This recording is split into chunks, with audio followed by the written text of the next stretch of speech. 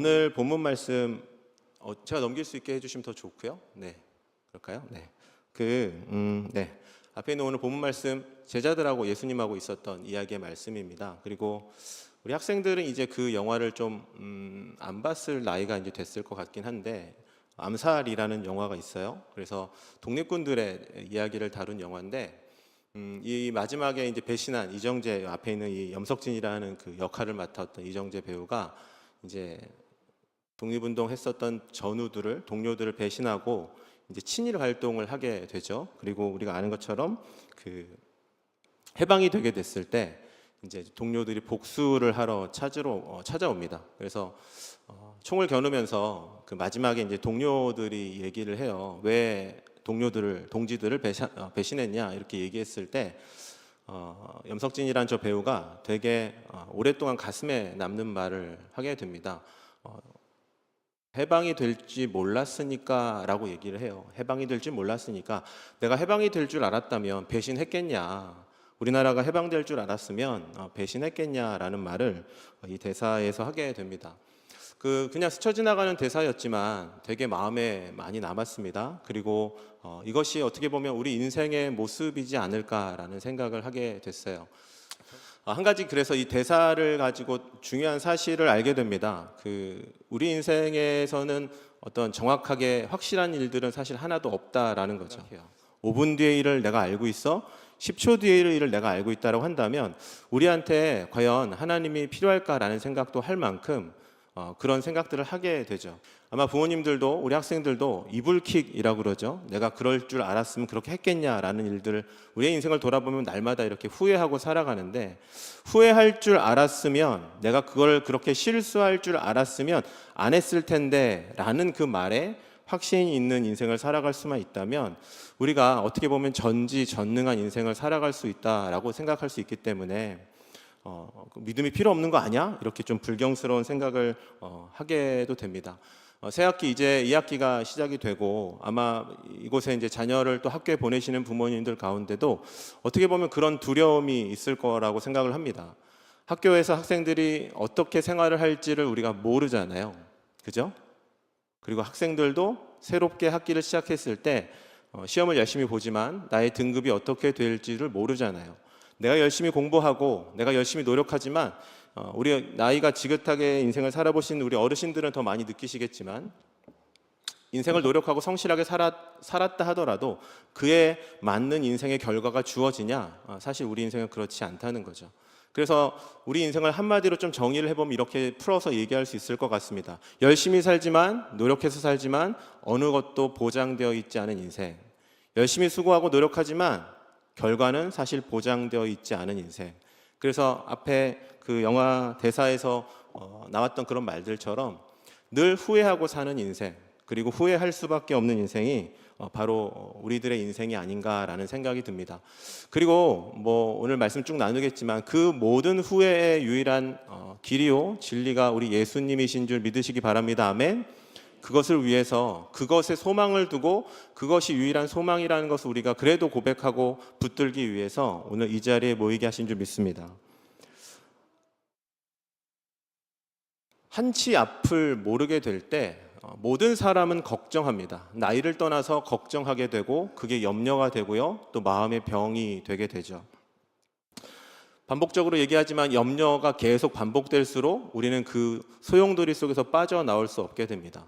우리가 힘들어하는 이유, 두려워하는 이유, 염려하는 이유, 그리고 고민하는 이유, 우리 학생들 대답하지 않아도 돼요. 시험 공부를 열심히 하지만 마음속에 여전히 불안함이 있어요. 시험 공부를 열심히 하지만 여전히 마음속에 두려움이 있어요. 대학을 진학하는 학생들을 보면 그렇게 열심히 할 수가 없어요. 인생을 걸고 정말로 열심히 해요. 그런데 열이면 열, 백이면 백 다 만나봐도 당당하고 마음 편안한 아이들은 믿음의 여하를 떠나서 한 명도 없어요. 믿음의 여하를 떠나서 한 명도 없는 이유는 사실 다른 게 아니에요. 점수를 보장할 수 없기 때문이고, 내가 점수를 잘 받는다고 해도 다른 사람의 점수를 내가 확인할 수 없기 때문에 그렇죠. 그래서 염려, 두려움, 근심, 걱정, 이런 것들이 계속 쌓여가면서 우리를 마음에 상심하게 하는 일들, 그게 반복되는 인생이 바로 저와 여러분들의 인생이라고 성경은 우리에게 말씀해주고 있다는 거죠. 예상되지 못하는 일들을 우리가 만나고 살아갈 때 두려운 것처럼 오늘 본문의 제자들도 그런 일을 겪게 됩니다. 여러분, 예수님의 제자들이라고 한다면 얼마나 그 어깨에 힘이 들어갈 수 있을 만한 그런 뭐라고 그럴까요? 경험이 있던 사람들이고 또 자격이 있었던 사람들이었잖아요. 우리는 오병이어의 말을 성경을 통해서 들었습니다. 우리 승영교회에서는 오병이어의 기적이 일어나나요? 대답해 주세요. 좀 웃자고 얘기하면 좀 얘기 좀 해주세요, 우리 학생들. 오병이어의 기적이 일어나요? 아멘이세요. 무리를 걷는 분들이 계시죠, 성도분들 중에. 예, 죽은 자가 살아나고 막 이런 기적을 사실 우리는 경험하지 않아요. 그러나 우리는 믿죠. 그러나 우리는 그것을 성령의 감동을 통해서 하나님의 말씀을 통해서 듣죠. 그러나 여러분, 제자들은 그런 사람들이 아니었어요. 제자들은 실제로 자신 앞에 예수님을 두고 살았던 사람들이에요. 예수님과 함께 3년 가까이 생활하면서 예수님과 함께 잠을 자고 밥을 먹고 아침에 일어나면 눈 떴을 때 예수님을 가장 먼저 봤던 사람들이 제자들이었습니다. 여러분, 예수님의 모든 호흡을 들었던 사람들이 제자들이었으면서 동시에 예수님이 보여주셨던 모든 기적도 함께 경험했던 사람들이 바로 제자들이죠. 오병이어 사건은 제자들한테 생각해보면 되게 충격이었겠죠. 나는 음식이 말도 안 된다고 생각하고 이 음식으로 먹일 수 없다고 생각했는데 웬걸 예수님이 축복하시고 음식을 나눠주니까 이게 계속 나오네. 12바구니가 남을 만큼 음식이 남은 거를 제자들은 실제로 손을 통해서 경험을 했던 사람들이 제자들이었습니다. 죽은 자 3일 지나서 썩어서 냄새가 나는 사람도 예수님 한마디에 벌떡 일어나는 걸 보고 여러분, 제자들이 얼마나 큰 그 충격과 환희를 느꼈을지 우리가 한번 생각을 해봤으면 좋겠어요. 여러분, 수많은 기적들을 경험했었던 제자들이었어요. 그래서 어깨에 당연히 힘이 바짝 들어가게 되죠. 여러분, 어깨에 힘이 바짝 들어갔었던 걸 상징적으로 보여주는 사건이 뭐냐면 예수님과 제자들이 한 고을에 복음을 전하러 가셨을 때 그 마을 사람들이 예수님을 잘 환영하지 않았던 것 같아요. 그때 제자들이 뭐라고 합니까? 예수님, 불 내려서 이 마을 사람들 다 태워 죽이십시오. 여러분, 생각해보면 되게 무서운 말이에요. 제가 청소년 집회 자주 가는데 아이들한테 가끔 이런 농담을 하면 아이들은 웃는데 여기 애들은 안 웃을 것 같아요. 네. 말씀 안 들을 때 불 내려서 너희들 다 죽여라, 태워 죽일 거야 라고 얘기하면 중학생들은 웃는데 여기는 안 웃네요. 네. 여러분, 말씀으로 보면 그냥 그렇지, 그럴 수 있지라는 말로 들리지만 여러분, 제자들은 이거를 실제로 예수님에게 요구했던 사람들이에요. 예수님, 저들이 내 말 안 들어요. 어떻게 감히 예수님을 환영하지 않습니까? 그냥 하늘에서 불 내려서 다 태워 죽이시죠. 이 마을 사람들 다 쓸어버리시죠 라고 얘기했었던, 어떻게 보면 아나무인의 성격, 그러나 그 아나무인의 어깨에 힘이 잔뜩 들어갔었던 이유는 그들이 함께 했었던 분이 살아계신 하나님의 아들이신 예수 그리스도였기 때문에 그렇습니다. 그런데 여러분, 그 제자들이 그렇게 어깨에 힘이 들어가고 의기양양했었던 이유는 제자들의 그런 마음이 있었기 때문에 그래요. 예수님은 영원히 나와 함께 하신다. 예수님은 굶주린 거, 가난한 거, 병든 거, 하물며 죽은 거, 이 모든 것도 해결하실 수 있는 분이다. 나는 그거 누구한테 들어서가 아니라 직접 경험했어. 그분은 모든 것을 하실 수 있는 분이야. 이제 이분이 나와 함께 하시면 나에게는 전혀 어려움이 없겠구나. 그것이 제자들이 살아가고 생각했었던 예수님과의 관계에서 느꼈던 모습이었습니다. 그래서 그게 너무나 강했던 나머지 제자들의 부모님들도 가끔 예수님 오셔서 그렇게 말하잖아요. 예수님, 나중에 아주 높은 자리에 올라가시면 내 아들은 오른쪽에 또 다른 아들은 왼쪽에 세워주세요. 여러분, 그 말에 뭐가 담겨 있어요? 예수님은 우리의 왕이 되실 겁니다. 예수님은 영원히 우리와 함께 하실 겁니다. 예수님의 권능과 능력은 우리 자녀들에게 영원히 영원토록 함께 하실 겁니다. 제자들도 그렇게 생각했고 제자들의 부모들도 그렇게 생각했고 아마 그 주변에 있는 예수님의 곁주변에 있는 사람들도 그 제자들을 보면서 그렇게 생각했을 거예요. 예수님이 저들과 영원히 함께 하시겠구나. 여러분, 그런데 우리가 아는 것처럼 제자들이 태어나서 한 번도, 예수님을 만나서 단 한 번도 생각하지 못했던 일을 겪게 되죠. 그 예수 그리스도, 죽은 자를 살리시고 5천 명을 먹이시고 수많은 병든 자들을 말씀으로, 손으로 치유하셨던 그 예수님이 어느 날 십자가에 달려 죽으시는 일들을 경험하게 됐습니다. 제자들에게는 그게 세상 그 어떤 것보다 큰 충격이었어요. 예수님이 십자가에 달려 죽으시다니. 여러분, 제자들은 그것을 사실 받아들이지는 못했을 거라고 저는 생각합니다. 얼마나 고통스러웠을까. 여러분, 제자들의 가장 큰 고통은 뭐였냐면 마태복음 26장 33절 말씀인데요. 띄워주시면 좋고 제가 읽어드리도록 하겠습니다. 제가 같이 읽어드리겠습니다. 네, 앞에 있는 말씀 한번 같이 읽어보겠습니다. 시작. 베드로가 대답하여 이르되 모두 주를 버릴지라도 나는 결코 버리지 않겠나이다. 다 같이 아멘. 우리 학생들 말씀 읽고 항상 어디서든 아멘 하는 겁니다. 아멘. 여러분, 이 베드로의 고백은 진심이었어요. 베드로는 진심을 다해서 예수님을 사랑했어요. 그런데 우리가 알죠? 진심으로 예수님을 사랑했었던 베드로가 진심으로 예수님을 저주하고 떠났어요. 여러분, 그걸 통해서 우리는 인간의 연약함을 알게 돼요. 사람들은 진심으로 사랑하면은 모든 것을 지킬 수 있다고 생각해요. 부모님들도 마찬가지라고 생각합니다. 부모님들만 대답해 주세요. 자녀들을 진심으로 사랑하시죠? 진심으로 잘 되길 원하시죠? 그런데 여러분, 베드로를 통해서 우리가 하나 알게 돼요. 나는 내 진심조차 지킬 수 없는 앞에서 말했었던 연약한 인간이라는 것을 우리는 알게 돼요. 내가 진심으로 사랑하지만 내 자녀를 지킬 수 없어요. 진심으로 사랑하지만 내 말 하나를 지킬 수 없어요. 그게 저와 여러분들의 모습이라는 겁니다. 베드로의 모습을 통해서 그걸 알게 돼요. 예수님이 나와 함께 하시지 않으면 나는 죽으면 죽었지 그 일은 허락 못합니다라고 정말로 진심으로 거짓말이 아니라 얘기했어요. 그런데 여러분, 베드로는 자기의 진심을 지킬 수 있는 힘은 없었다는 거죠.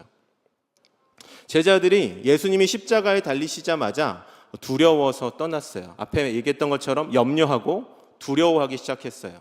염려하고 두려워하기 시작했어요. 뭘 염려했나? 예수님을 십자가에 달아 죽였었던 저 사람들이 나를 똑같이 예수님과 죽이면 어떡하나? 나를 끌고 가서 나도 죽이면 어떡하나? 실제로 그런 일들이 있을 거에 대한 두려움이 있고 염려가 있어서 예수님 모른다고 부인하고 3번이나 저주하고 베드로를 포함한 모든 제자들이 예수님을 다 버리고 도망갔어요. 여기서 또 성경의 아주 중요한 가르침을 하나 배우게 돼요. 여러분, 우리 인생에서 염려와 두려움이 있다면 그 어떤 누구도 예수 그리스도를 온전히 따를 수는 없다는 거예요. 동의하십니까, 여러분? 염려와 두려움은 예수님으로부터 떨어져 났다는, 떨어져 버렸다는 그 증거이기 때문에 우리가 염려하고 걱정한다. 학생들 공부할 때 염려하고 걱정한다. 부모님들 자녀를 키울 때 염려하고 걱정한다. 물론 인간적으로 그 모든 것들이 우리가 다 이해되는 일이라고 하지만 잘 들어주세요. 그 염려가, 그 두려움이 우리 안에 있으면 우리는 절대로 예수님을 따르는 인생이 될 수는 없다는 것입니다. 제자들이 그걸 보여주고 있어요. 그렇게 예수님을 따라가던 제자들이 두려움이 확 몰려오자마자 예수님이 언제 따랐냐는 듯이 버리고 도망치는 일을 하게 됩니다. 죄가 보여주는 상징적인 장면이라고 생각해요. 아담과 하와가 선악과를 따먹는 죄를 범하지 않았습니까? 그 선악과를 따먹는 죄를 범했을 때 죄가 보여주는 가장 극단적인 모습을, 보편적인 모습을 아담과 하와도 보여주고 있어요. 초등학생들만 대답해 보세요. 초등학생들 있는 것 같은데. 아담과 하와가 선악과를 따먹었을 때 하나님이 거기 둘밖에 안 보이네. 선악과를 따먹었을 때 하나님이 아담과 하와를 찾으셨어요. 그때 아담과 하와가 어떤 행동을 했는지 혹시 알고 있어요? 1번 사과를 뱉었다 이런 거. 뭐 하셨다고요? 숨으셨어요. 숨으셨어요. 네, 맞아요. 숨었어요. 맞아요. 여러분, 우리 귀한 친구들이 잘 얘기해 준 것처럼 그게 죄가 하는 일이에요. 저도 여러분도 죄 가운데 있잖아요. 죄에 있잖아요. 그럼 두려워할 수밖에 없어요. 염려할 수밖에 없어요. 그리고 유일하게 할 수 있는 선택은 뭐냐면 하나님으로부터 도망치는 거예요. 하나님으로부터 도망치는 거예요. 내가 밖에서 쌍욕을 하고 음란한 어떤 삶을 즐기고 타락한 인생을 즐기다 이 교회 문 밖으로, 교회 안으로 들어올 때 우리 마음이 불편한 것과 똑같아요. 물론 은혜로 그것을 뚫고 이 자리에 앉아 있어야 하는 것이 저와 여러분의 부르심인 줄 믿습니다. 아멘.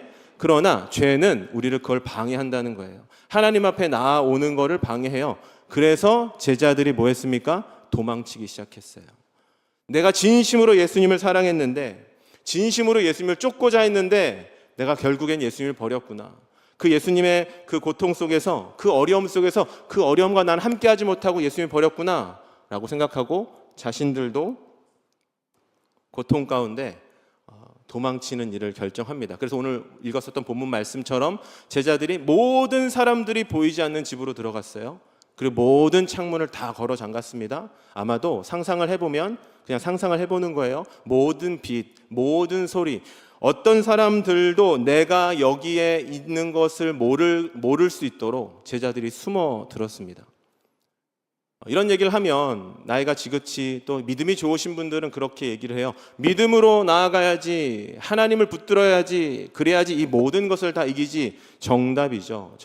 그러나 여러분들은 어떻게 생각하실지 모르겠지만, 여러분 예배를 아무리 오랜 시간 신앙생활을 하여도 부모님들만 한번 대답해 주세요. 하나님이 모든 것의 주인이신 걸 우리가 고백하지만 예배를 온전히 드리고 믿음이 있다고 우리 삶이 안 힘드시던가요? 대답해 주세요. 안 힘드시던가요? 더 힘들지 않아요? 더 힘들죠. 여러분, 예배를 드려도 하나님을 향한 믿음이 있어도, 잘 들어 얘들아, 우리의 삶을 고통스럽게 하는 두려움과 염려는 절대로 끊이지 않고 일어난다는 거예요. 예배를 드리다가도 힘든 일을 만날 수 있어. 믿음이 있지만 나를 힘들게 하고 고통스러운 일을 왜 안 만나겠어? 당연히 만나지. 이렇게 새학기 축복 기도회에서 부모님들이 여러분 붙들고 눈물로 기도하지만 웬걸 다음 주 학교 가면 그 기도가 기억나지 않을 만큼 엄청난 두려운 일들을 왜 못 만나겠습니까? 따돌림을 당할 수 있고요. 폭력을 당할 수 있고요. 아니, 반대로 누군가를 따돌릴 수도 있고요. 누군가에게 폭력을 행할 수도 있는 것이 저와 여러분들의 모습이기 때문에 그렇습니다. 이런 일은 없을 거야. 얘는 그런 애가 아닐 거야. 얘는 그런 친구가 아닐 거야 라고 우리가 아무리 생각해도 앞에 말씀드렸던 것처럼 우리는 1분 1초 뒤를 알지 못해요. 옆에 있는 친구 한번 보세요. 옆에 있는 분, 가족분 한번 보세요. 제가 한번 물어볼게요. 그분의 마음이 보이세요? 따라하겠습니다. 마음이 보이면 한번 따라해 볼까요? 마음이 보이면 병원 가야 된다. 제가 얘기했더니 어떤 집회 가서 얘기했더니 어떤 중학생이 갑자기 허경영 아저씨는 보인대요 이렇게 얘기해가지고 약간 당황했어요.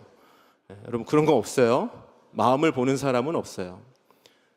그렇기 때문에 우리는 어떤 사람이에요? 오늘 설교의 가장 중요한 내용 중에 하나예요. 우리는 뭘 해도 불완전한 존재예요. 뭘 해도 불완전한 존재를 벗어날 수가 없어요. 연세가 지긋하신 어른들께 죄송한 말이지만 연세가 지긋하시다고 해서 편안하시지 않다는 것을 더 잘 아실 거라고 생각해요. 오히려 아무것도 모를 철없던 어린애가 낫지. 나이를 먹어가면 먹어갈수록 우리가 느끼는 건 뭐냐면 염려예요. 두려움이에요. 그것을 피할 수 있는 사람은 아무도 없다는 거죠. 그 과정 속에서 우리가 할 수 있는 일은 이제 끊임없이 스스로를 속이는 거야. 내가 잘 준비했으니까 괜찮을 거야. 내가 믿음이 있으니까 괜찮을 거야. 내가 열심히 준비했으니까 괜찮을 거야. 부모님들이 자주 하는 착각. 제가 학교 현장에서 부모님들을 만날 때마다 안타까워서 대답은 잘 못해드리지만 늘 느끼는 거예요. 우리 믿음이 좋으신 부모님들 중에 너무나 위대한 정신승리를 하시는 분들이 너무나 많아요.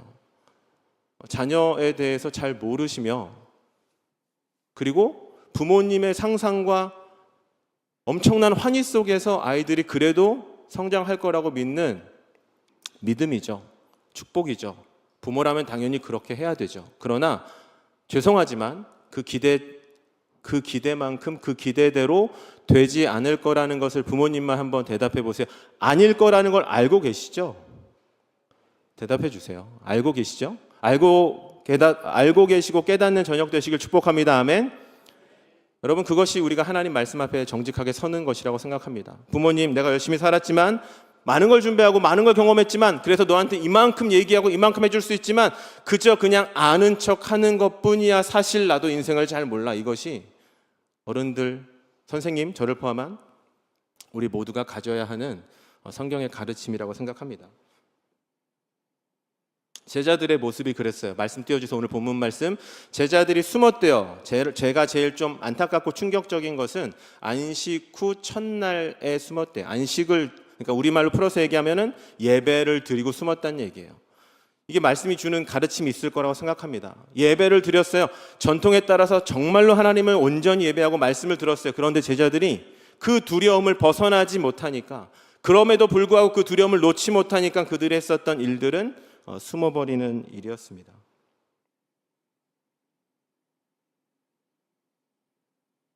그렇게 숨어버렸었던 제자들을 오늘 본문 말씀은 그런 사람들, 교회에 있지만, 신앙이 있지만 여전히 자녀를 향해서 두려움과 근심이 있는 부모님들, 인생을 열심히 수고하고 열심히 준비하지만 당장 내 앞에 시험과 진로와 여러 가지 과정들을 놓고 걱정하는 우리 학생들, 또 자녀 교육 혹은 공부, 진로 이런 거 말고 인생에서 정말로 많은 고민을 갖고 있는 저와 여러분들에게 오늘의 말씀은 복음 중에 그래서 복음이에요. 나는 아무것도 할 수 없지만, 나는 사실 한 것도 없지만 그런 사람들을 예수 그리스도가 어떻게 대해 주시는지에 관한 말씀이 바로 오늘 말씀이기 때문에 그래요. 여러분, 그렇게 아무것도 할 수 없어서 숨을 수밖에 없었던 제자들에게 예수님이 오셔서 크게 세 가지 일을 하세요. 첫 번째, 앞에 있는 말씀, 오셨다, 가운데 쓰셨다, 그리고 세 번째, 말씀하셨다. 말씀의 내용은 평강이 너희에게 있을지어다, 이렇게 말씀하셨다는 거예요. 예수님이 세 가지만 하셨어요. 찾아오셨어요, 그리고 가운데 쓰셨어요, 그리고 말씀하셨어요.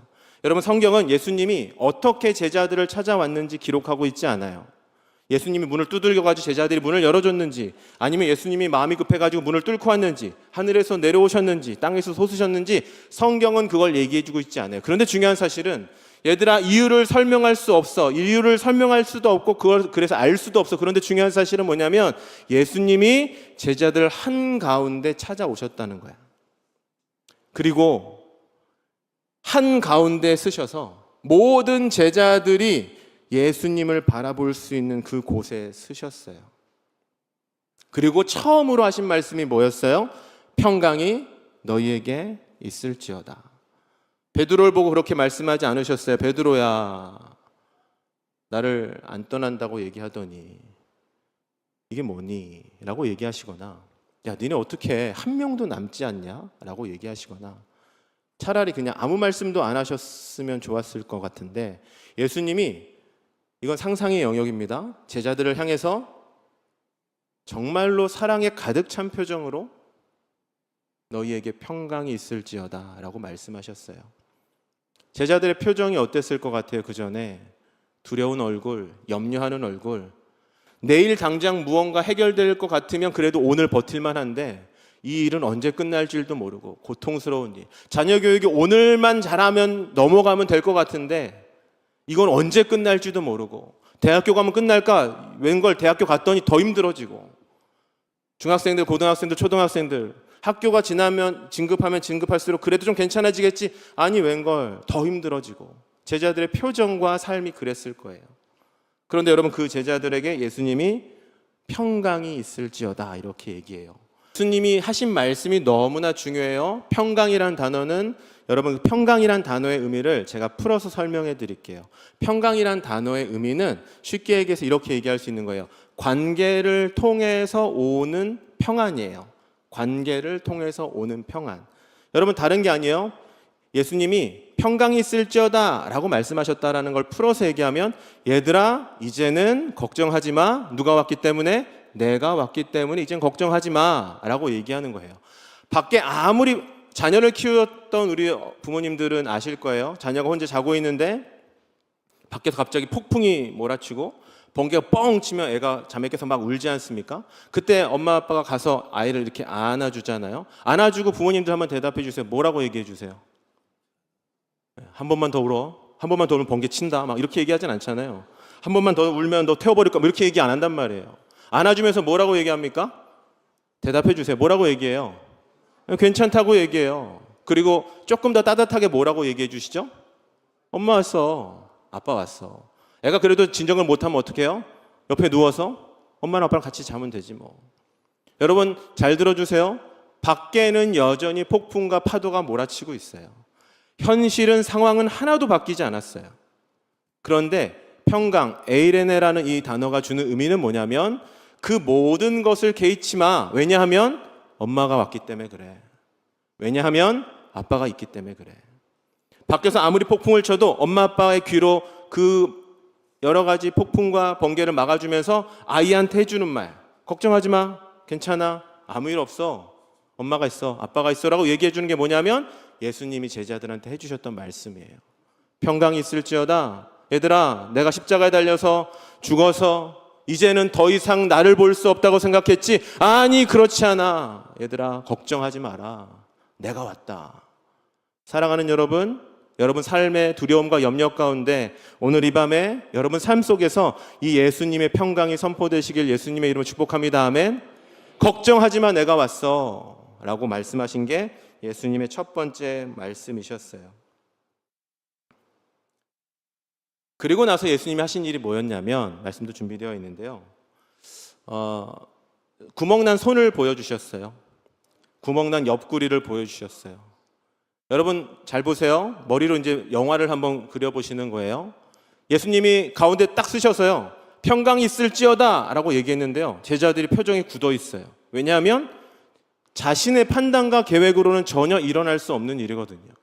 십자가에 달리셨어, 3일이 지나셨어, 온몸이 썩으셨어, 장사된 걸 우리가 직접 했어. 근데 그 예수님이 살아나셨다는 거를 제자들은 사실 받아들이기 힘들었죠. 그래서 예수님이 다음에 하신 일이 뭐예요? 평강이 있을지어다 라고 말씀하시고, 야, 내가 왔다는데 왜 안 믿는 거야? 이 믿음이 없는 놈들, 이렇게 말씀하신 게 아니라 예수님은 제자들을 불러서 제자들 앞에서 구멍난 손을 보여주셨어요. 옆에 구멍난 옆구리를 보여주셨어요. 무슨 말이야? 제자들한테 보여주는 거예요. 너 내가 죽었다고 생각했지? 십자가에 매달려 사라졌다고 생각했지? 이거 봐봐, 이거 봐봐. 손에 구멍난 거, 옆구리에 구멍난 거, 온몸이 찢긴 거, 나 여전히 그대로야. 그러나 예수님이 그렇게 말씀하시는 거예요. 나는 그래도 여전히 뭐하고 있다고? 살아있다고 말씀하시는 거죠. 우리 학생들이 풀어서, 이해하기 쉽게 풀어서 얘기해주면 예수님이 손과 옆구리를 보여주셨다라는 말씀의 의미는 이런 거예요, 여러분. 너 이것 때문에 두려워했지? 너도 죽을 것 같아서 두려워했지? 너도 당장 십자가에 매달려 죽을 것 같아서 고통스러워했지? 그래서 숨은 거지? 예수님이 보여주시면서 말씀하시는 거예요. 아무런 걱정하지 마. 내가 모든 걸 다 이겼기 때문에 그래. 내가 모든 걸 다 이기고 죽음을 이기고 이 구멍난 손에 손가락을 넣었다 뺐다 해봐. 재밌지 않겠어요? 넣었다 뺐다? 넣었다 뺐다 넣었다 뺐다 해봐. 네가 죽음이라고 생각했던 것, 네가 영원한 끝이라고 생각했던 것, 이거 안 되면 절대로 안 된다고 생각했던 것 때문에 두려워했지? 아니, 전혀 걱정할 필요가 없어. 왜? 내가 그 모든 걸 다 이겼기 때문에 그래. 그것이 예수님이 제자들한테 하신 말씀, 보여주신 행동이고, 말씀이 너무나 큰 감동이에요. 그때 비로소 제자들이 미소를 띄우기 시작합니다. 그 두려움, 한 번도 생각해 보지 못했었던 두려움, 그 주님이 다 떠나가고 이젠 다 끝났다고 생각했는데 그 예수님이 살아서 나에게 그것을 보여줬을 때, 그때 비로소 어떨 때? 두려움의 문제가 해결됐을 때, 두려움의 문제가 해소됐을 때 비로소 제자들은 미소를 띄우기 시작해요. 그리고 나서 예수님이 세 번째로 하신 일은 뭐냐면, 아버지가 나를 보낸 것처럼, 앞에 있는 말씀을 같이 읽어보겠습니다. 시작. 예수께서 또 이르시되 너희에게 평강이 있을지어다. 아버지께서 나를 보내신 것 같이 나도 너희를 보내노라. 다 같이 아멘. 예수님이 뭐라고 말씀하세요? 이제 풀어서 얘기해 드릴게요, 여러분. 예수님이 제자들한테 그렇게 말씀하시는 거예요. 얘들아, 너네는 이 방구석에서 갇혀 있을 존재들이 아니야. 너네는 이 방구석에서 갇혀서 두려워서 염려 속에서 살아갈 수 있는 존재들이 아니야. 너희를 향한 나의 놀라운 계획이 있어. 믿으시면 아멘. 우리 자녀들한테도 똑같이 말씀해 주시는 거예요. 염려가 있고 걱정이 있고 근심이 있는 우리 모두에게 너희는 거기에 주저앉아 있을 존재가 아니야. 하나님이 나를 보내셨던 것처럼 나도 이제 너를 보낸다 라고 말씀하시면서 뭘 주세요? 뭘 잃어버렸던 제자들, 소명을 잃어버렸던 제자들, 비전을 잃어버렸던 제자들, 내가 무언가를 이제는 다 끝났구나, 아무것도 할 수 없구나, 이제는 나는 끝났구나라고 생각했었던 제자들한테 예수님이 뭘 주시는 거예요? 다시 살아갈 이유를 주세요. 오늘 이 밤에 그 은혜가 우리 사랑하는 자녀들에게 있길 축복합니다. 아멘. 그리고 나서 제자들이 어안이 벙벙할 때 예수님이 마지막 클라이막스의 말씀을 하시죠. 앞에 있는 말씀만 같이 읽어보겠습니다. 시작. 이 말씀을 하시고 그들을 향하사 숨을 내쉬며 큰 목소리로 성령을 받으라. 다 같이 아멘. 예수님이 말씀하시는 거예요. 내가 너를 보내. 그런데 얘야, 절대로 너 혼자 가지는 않을 거야. 믿으십니까, 여러분? 절대로 학교에 여러분 혼자 보내시지 않으시는 줄 믿으시기 바랍니다. 아멘. 절대로 여러분의 고통과 염려 가운데 하나님은 여러분과 저를 혼자 두시는 분이 아니시라는 것을 믿으시길 바랍니다. 아멘. 예수님의 말씀을 들으세요. 성령을 받으라. 세상 끝날까지 내가 너와 영원히 함께 할 거야. 그곳이 어디든지 간에 나는 너와 영원히 함께 할 거야. 두려웠지, 그래서 숨었지, 다 끝났다고 생각했지. 그 시험 떨어지면, 그 점수가 끝나면, 그 진로가 막히면, 그 사업이 끊기면, 그 일이 닥치면 다 끝났다고 생각했지. 아무런 걱정하지 마. 내가 다 이겼어. 내 안에 계획이 있어.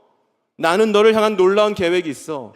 그리고 나는 이제 너를 그곳에 다시 보낼 건데, 학교로 보내고 직장으로 보내고 삶의 자리로 보내는데 혼자 절대로 보내지 않을 거야. 성령 하나님이 영원히 너와 함께 하실 거야. 그것이 예수님이 염려와 고통을 가진 사람들을 대해 주시는 예수님의 방식입니다. 저는 이 방식이 너무나 좋아요. 학교에 있다 보면 아이들한테 소리칠 때가 있죠. 화가 날 때도 있어요. 이렇게 해서 이렇게만 하면 정말 좋아질 것 같은데, 부모님들도 그러시죠? 요것만 바뀌면 좋을 것 같은데, 항상 상담을 할 때마다 우리 애가 요것만 바뀌면, 근데 속으로 그것 말고도 만약에 바뀔 게 많은데 어쨌든 그렇게 얘기하시는 분들이 있어요. 요것만 바뀌면 좋을 것 같은데 라고 얘기하시는데, 아니요, 요것만 바뀌는 것이 있다 하더라도 잘 들어주세요. 성령 하나님이 함께 하시지 않으면 그 염려와 두려움을 결코 벗어던질 수 있는 인생은 세상에 아무도 없습니다.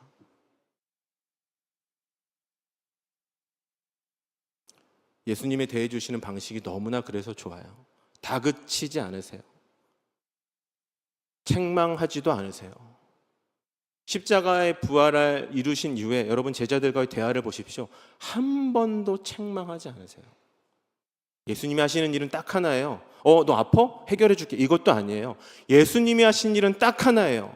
그 제자들의 문제 한가운데 예수님이 찾아오시는 거였어요.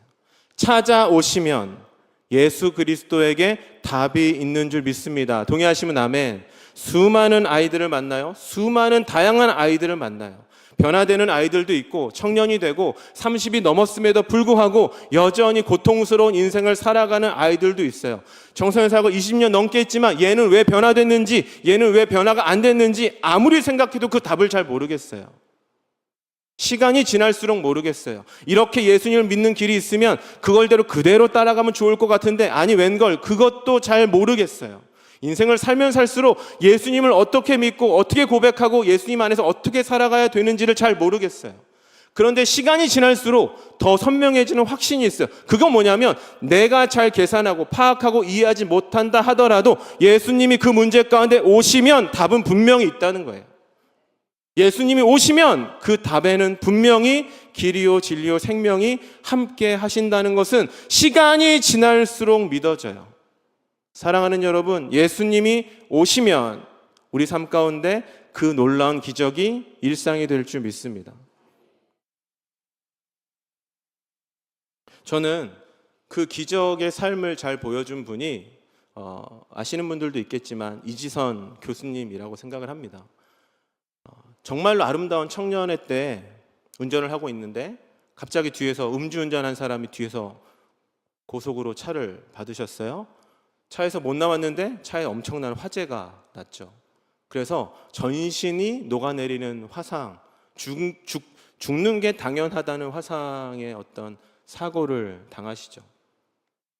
이분의 인터뷰를 혹시 보신 분들은 있는지 모르겠지만 저한테 기억에 남는 문구가 있어요.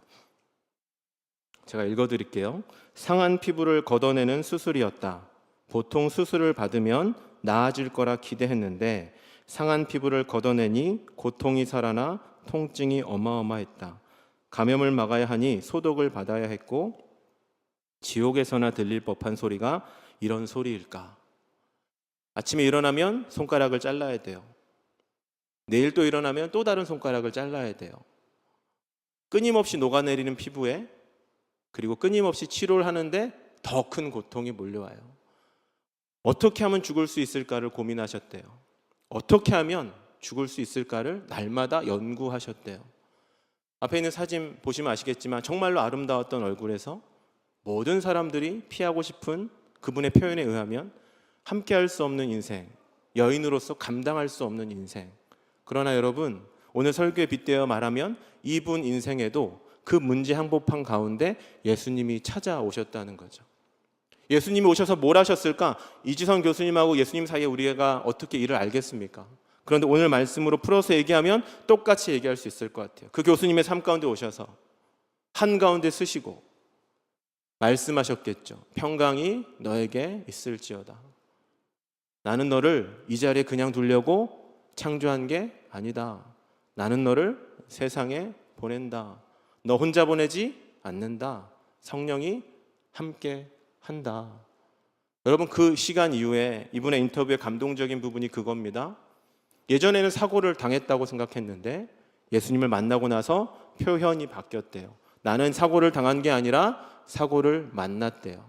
그리고 나서 요즘에 하시는 말씀 뭐냐면 이제는 사고와 아름답게 작별했어요 라고 말씀을 하세요.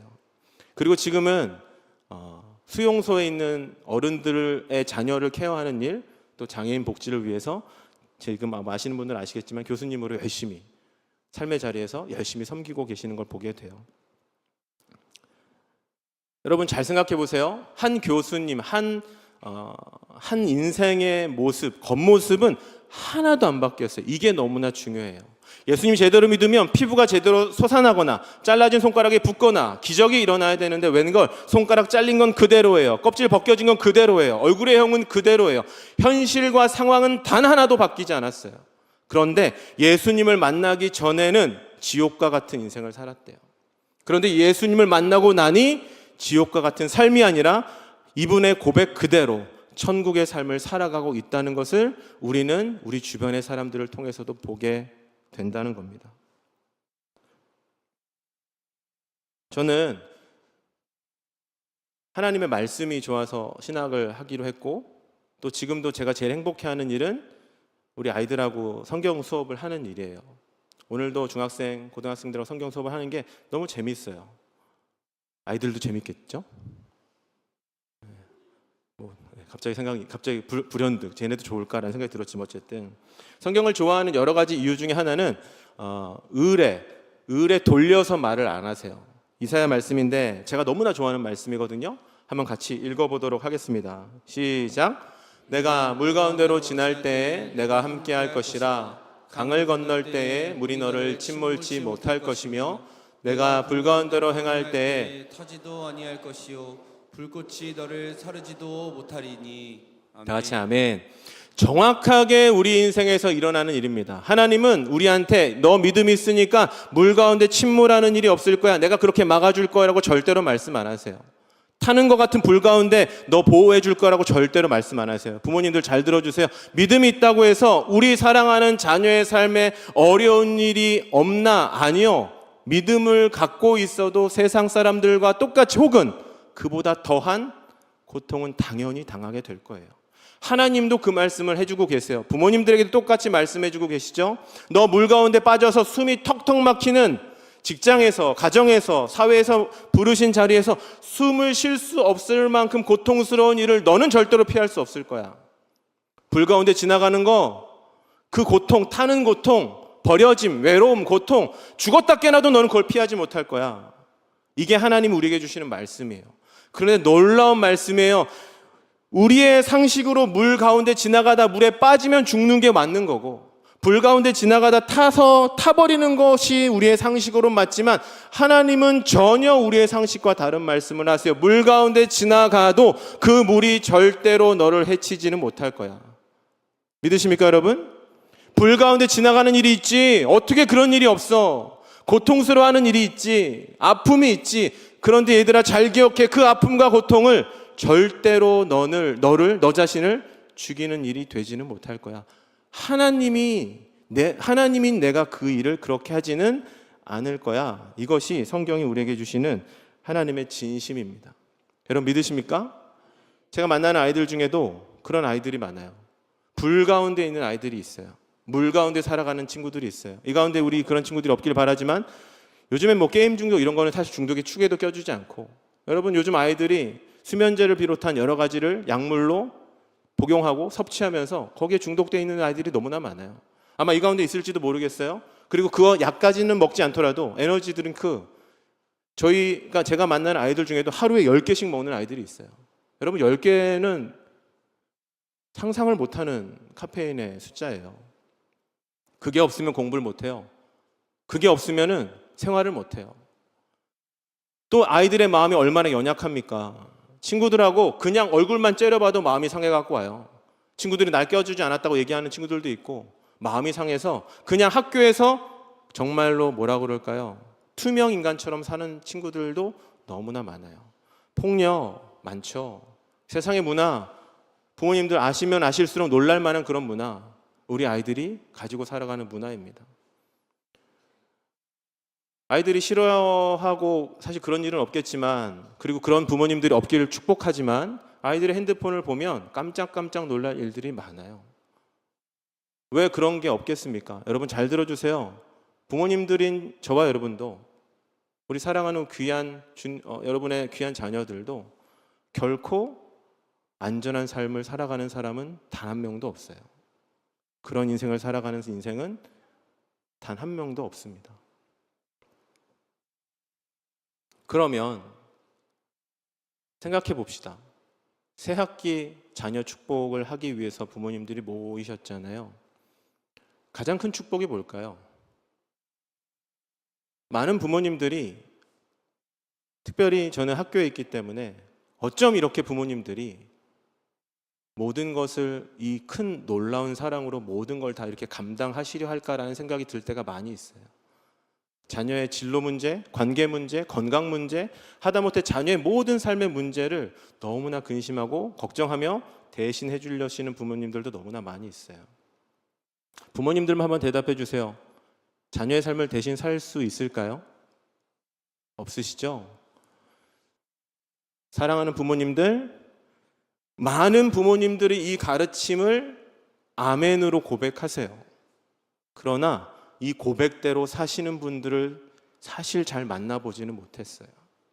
부모님이 아이들의 인생과 함께하는 것보다 하나님이 아이들 인생의 주인 되어주시는 것이 가장 큰 복음 중에 복음, 축복 중에 축복인 줄 믿습니다. 새학기 여러분들, 하나님 얘랑 같이 가주세요. 얘 어려움 막아주세요. 얘 어려움 가운데 함께, 이게 아니라 부모님의 기도가 그러면 달라져야 된다고 생각해요. 하나님, 나는 얘 인생에 아무것도 할 수 없어요. 얘가 나를 속이려고 들면 나는 철없이 아무런 대책 없이 속을 수밖에 없어요.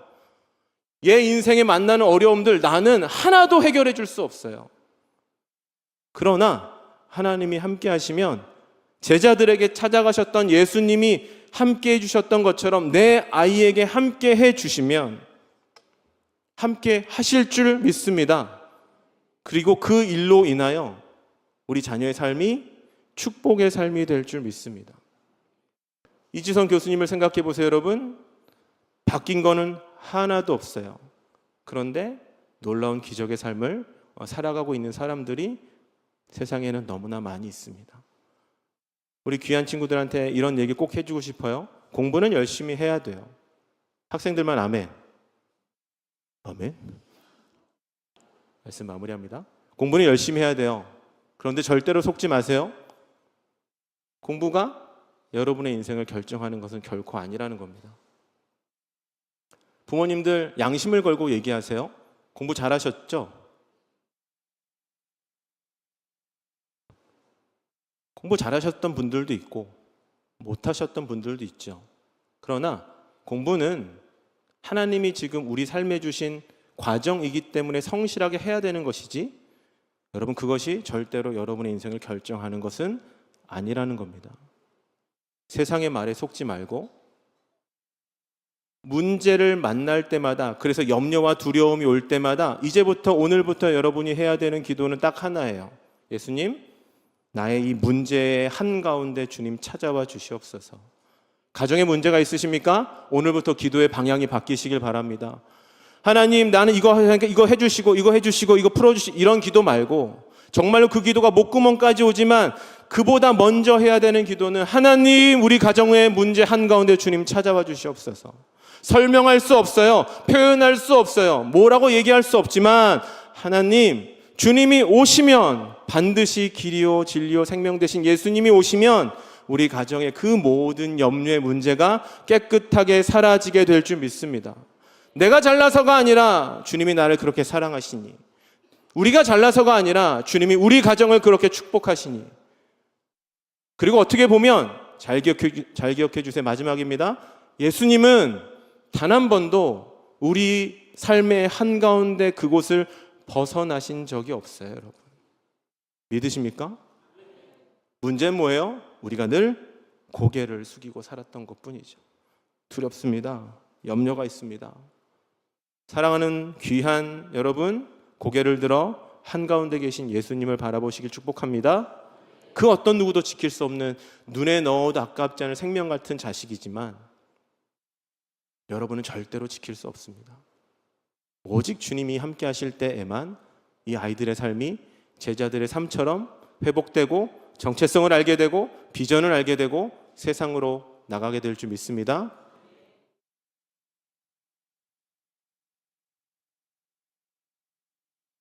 제가 말씀 한 절 읽어드리겠습니다. 이건 잘 들어보세요. 맨 마지막 페이지에 있는 것 같은데 제가 읽어드리겠습니다. 눈으로 한번 보세요. 말씀. 내가 너희에게 말하기를 그들을 두려워 말라. 두려워하지 말라. 너희 앞서 행하시는 너희 하나님 여호와께서 애굽에서 너희를 위하여 너희 목전에서 모든 일을 행하신 것 같이 이제도 너희를 위하여 싸우실 것이며 광야에서도 너희가 당하였거니와 사람이 자기 아들을 아음같이 너희 하나님 여호와께서 너희의 행로 중에 너희를 아느사 이곳까지 이르게 하셨느니라 하라. 다 같이 아멘. 제일 우리가 기억해야 되는 말씀, 사람이 자기 아들을 안는 것 같이 예수님이 우리의 삶을 안고 계신 줄 믿습니다. 제가 기도 제목 나누고 비 준비하신 함께 찬양할 건데요, 한 가지 얘기만 하고 말씀 나누기 마무리하겠습니다. 여러분 잘 들어주셔서 감사합니다. 제가 부모님들 또 이렇게 귀한 어르신들 같이 오셔서 너무나 좋습니다. 우리 자녀들을 위해서 꼭 기도해 주시기 바랍니다. 다른 거 아니에요. 좋은 대학 가는 거 열심히 하는 거 다 좋지만 다른 기도 제목 말고 정말로 딱 하나만, 하나님 이 아이의 삶의 문제 속에 주님 찾아와 주시옵소서. 그러면 이 애도 괜찮아질 거 아닙니까? 우리 삶의 고통의 문제에도 찾아와 주시옵소서. 그러면 괜찮아질 거 아닙니까? 제가 너무나 사랑하는 목사님이 계세요. 아들을 딱 낳는데 아들이 평소에 그 또래 아이들보다 너무나 발달이 다른 거예요. 너무나 달라요. 그냥 딱 봐도 너무나 달라요. 마음에 불쑥 두려움이 몰려오셨대요. 상담을 가니까 병원에 가라고. 병원에 가니까 아이에 대해서 또 또래 다른 친구들보다 다른 모습이 있습니다. 그런 말씀을 들으셨대요. 목사님이. 그렇게 너무나 고통스러워서. 왜냐하면 아이와 소통이 되지 않아요. 아이와 대화가 되지 않아요. 아이는 커가는데 그 마음을 이해할 수 없어요. 부모된 자로서 가장 고통스러운 건 뭡니까? 내가 내 속으로 난 자식의 마음을 모른다는 거예요. 그게 너무 고통스러우셔서 그 아이를 안고 날마다 예배당 가서 기도하셨대요. 하나님 우리 아이 고쳐주십시오. 하나님 우리 아이 제발 좀 고쳐주십시오. 근데 정말로 한결같이 그 목사님이 날마다 그렇게 기도하실 때마다 하나님이 그런 마음을 주셨대요. 네 아이는 건강하다. 네 아이는 문제없다. 네 아이는 건강하다. 네 아이는 문제없다. 그 응답을 들었을 때 때로는 화도 나고, 얘 건강하지 않아요 하나님. 얘 대화도 안 되고 소통도 안 되고 힘들어요 하나님이라고 끊임없이 얘기할 때마다 하나님이 주신 응답은 딱 하나였대요. 네 아이는 건강하다. 네 아이는 문제없다. 지금 그 친구가 대학생이 돼서 학교를 다니고 있어요. 물론 어려움은 당연히 있죠. 여러분 그 20살 넘는 장성한 청년을 기르기까지 그 부모의 마음, 그 상한 마음, 또래 아이들과 함께 어울리지 못하는 그 고통을 우리가 어떻게 이해하겠어요? 모르죠. 그러나 저는 하나님이 그 목사님에게 주셨던 응답이 오늘 저와 여러분에게도 주신 응답이라고 믿습니다. 문제가 많으시죠? 자녀를 위해 기도할 때마다, 상한 마음이 몰려올 때마다 하나님이 우리가 아는 하나님이시라면, 우리 삶의 한가운데 찾아오시는 하나님이시라면 반드시 그렇게 말씀하실 거예요. 네 아이는 건강하다. 네 아이는 문제없다. 왜? 그 이유가 뭘까요? 하나님이 이 아이들 한 명 한 명을 빚으시고 지으시고 여러분 가정으로 보내주셨기 때문에 그렇습니다. 사랑하는 여러분, 하나님의 마음으로 여러분 자신 스스로를 인정하시고 아버지의 마음으로 예수님을 날마다 여러분 삶의 자리로 초대하시고 그 예수님과 함께 이번 2학기 치열하게 고통 속에서 아픔 속에서 좌절하고 떼굴떼굴 굴른다 하더라도 축복합니다. 그 고통이 절대 여러분을 죽이지 못하는 멋진 삶을 살아내시길 축복합니다. 이 시간 저랑 한번 같이 찬양하고 제가 짧은 기도 제목 하나 드리고 같이 한번 기도하고 싶은데요.